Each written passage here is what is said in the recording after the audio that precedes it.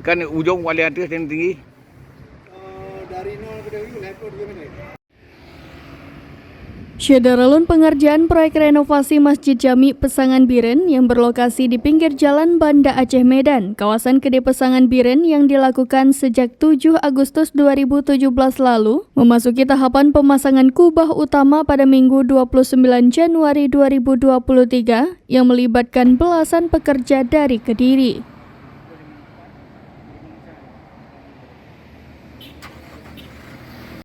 Pemasangan kubah pada ketinggian 17 meter atau berada pada lantai 3 itu memerlukan keahlian khusus.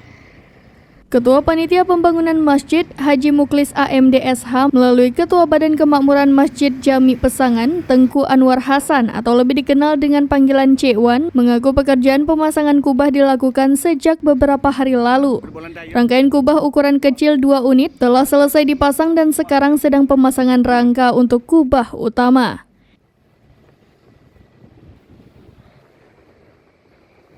Cik Wan menjelaskan biaya untuk pemasangan ketiga kubah tersebut bernilai 4 miliar rupiah lebih. Dari kebutuhan anggaran sebesar itu masih dibutuhkan dana untuk pembangunan kubah 1,6 miliar rupiah lagi. Biaya per meter pembangunan kubah 3,2 juta rupiah. Pekerjaan pemasangan kubah secara keseluruhan diperkirakan akan selesai pada akhir Maret 2023 mendatang. Kan ujung wali atas yang tinggi. Dari 0 ke 2 lekor 2 menit. Selain doa, panitia pembangunan masjid sangat mengharapkan para dermawan untuk membantu dana demi kelancaran pembangunan masjid tersebut.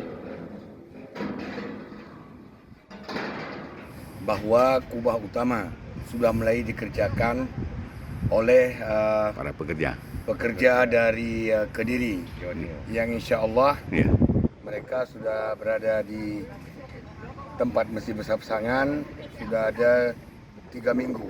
Yang insya Allah 2 kubah kecil sudah siap dikerjakan, kemudian baru dilaksanakan kubah utama yang insya Allah dalam program mereka akan selesai pada akhir bulan 3 mendatang.